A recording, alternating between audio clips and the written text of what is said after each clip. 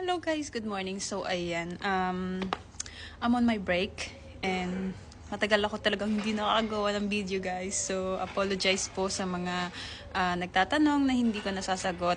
But this time, sagutin natin si, ano ba siya, Jalen, si ma'am. Tinatanong niya, hello po ate, ask ko lang po if ever po na nakakuha kayo ng sa yacht spot ng work and then apply po sa agency. Agency po ba ang mag-shoulder ng expenses like visa, processing, flights, and yun. So, siguro napanood ni ma'am yung aking video recently lang. Na syempre kapag nakapag-apply ka po sa yacht spot tapos nakakuha ka ng work sa yacht spot, so magkokontak ka ng agency.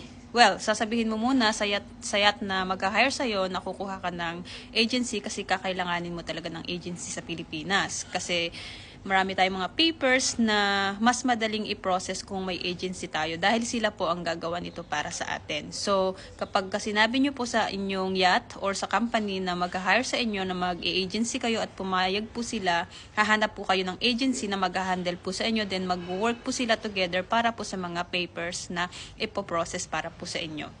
So, ganito yun. Kapag meron na po tayong yacht and meron na rin po tayong agency, well, lahat po ng expenses natin, once na in-interview na po kayo nila and sinabi po nila kayong hired na po kayo, lahat po ng expenses natin, like ang atin pong visa, ang atin pong ticket, hotel, ANG1, sila na po ang gagastos niyan para sa atin. Well, hindi po agency ang gagastos niyan, pero agency po ang magtatrabaho para sa atin na